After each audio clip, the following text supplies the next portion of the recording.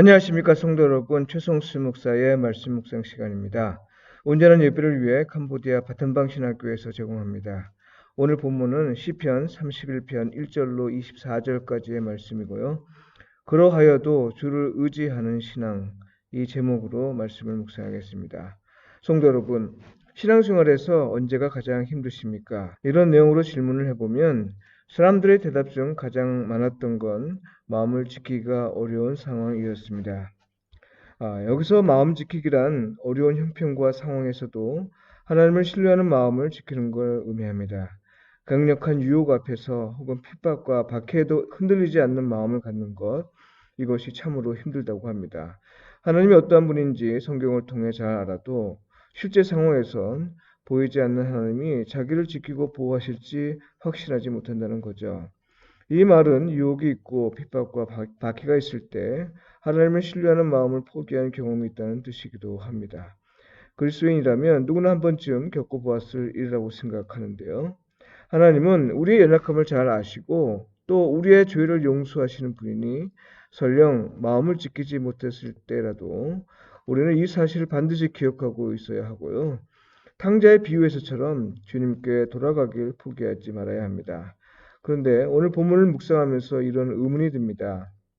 삶의 어려움은 계속되고 주변 사람들이 까닭없이 비난하고 자기를 위해 애를 쓰는 사람은 하나도 없고 게다가 아무리 기도해도 응답이 없는 상황에서도 여호와여 그러하여도 나는 주께 의지하고 말하기를 주는 내 하나님이시라 하였나이다. 이렇게 고백하는 건 어떻게 가능한가 하는 겁니다. 이런 고백이 쉽지 않은 건 그의 현재 상태를 보면 알 수 있습니다. 고통 중에 있고요. 근심 때문에 눈과 영혼과 몸이 쇠하였습니다. 슬픔이 가득한 삶을 보내고 기력이 쇠하여졌습니다. 대적하는 자는 물론이고 이웃으로부터도 비난받고 설상가상 가까운 친구마저도 떠났습니다. 아무 가치도 없는 존재로 여김을 받습니다. 자기를 향한 비방이 많아 두려움으로 가득하고 심지어 자기 생명을 빼앗으려는 사문까지도 있습니다. 이렇듯 참으로 암담한 상황에서도 시인은 이렇게 고백합니다. 여호와여 그러하여도 나는 주께 의지하고 말하기를 주는 내 하나님이시라 하였나이다. 성도 여러분, 무엇이 시인의 마음을 견고하게 붙잡고 있는 걸까요?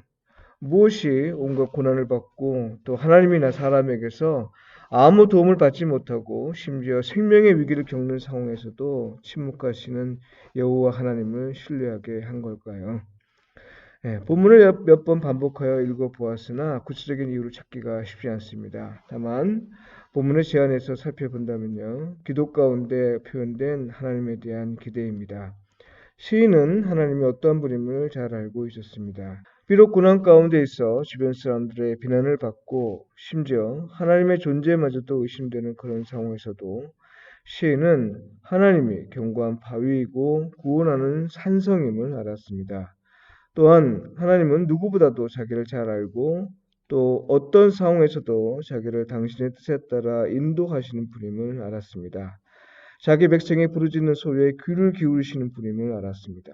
시인이 하나님을 아는 건 단지 들어서 배운 게 아닙니다. 그의 삶에서 직접 경험한 하나님의 신실함이었습니다. 과거에 경험한 하나님이라고 해서 시인은 하나님의 신실하심을 과거의 것으로 치부하지 않는 겁니다. 과거에 경험한 하나님이 지금도 일하시고 또 앞으로도 신실함을 보이실 것을 확신한 거죠. 우리가 마음을 지키지 못하는 이유는 현재 겪는 일로 인해 과거에 행하신 하나님의 일을 기억하지 못하는 것이고요.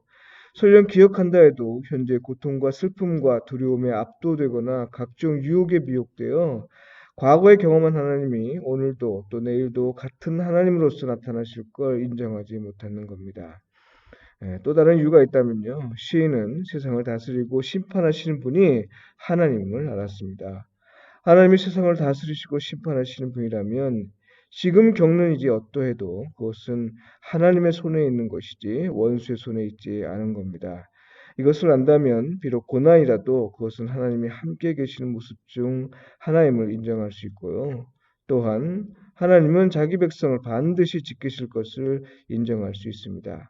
결국 우리가 하나님을 신뢰하는 일에서 관건은 첫째, 성경에서 증언하는 하나님을 기대하는 것이고요.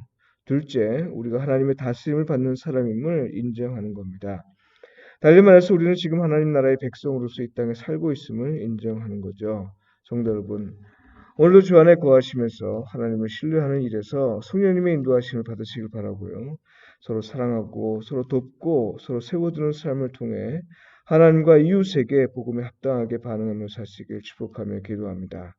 바탄방신학교에 재학 중인 학생들에게 성령의 은혜와 충만함이 임하길 기도해 주십시오. 기도드리겠습니다. 주님, 성경이 증언하는 하나님을 우리가 기대하게 하소서. 어려움을 만날 때 하나님과 하나님의 행하신 일들을 기억하게 하시고 어떤 상황에서도 하나님이 우리를 다스리고 계심을 인정하게 하소서. 고난조차도 하나님의 다스림 가운데 한 모습임을 인정하여 인내 가운데 사는 중에 하나님을 만나게 하소서. 예수님의 이름으로 기도드립니다. 아멘.